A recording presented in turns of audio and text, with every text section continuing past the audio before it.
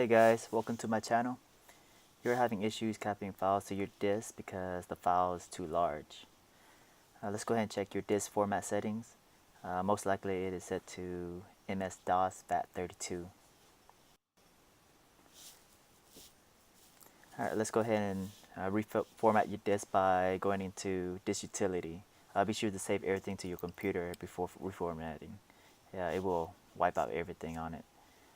Alright, go and select Erase, exFAT, and erase. Now this should allow you to save the large files to your folder.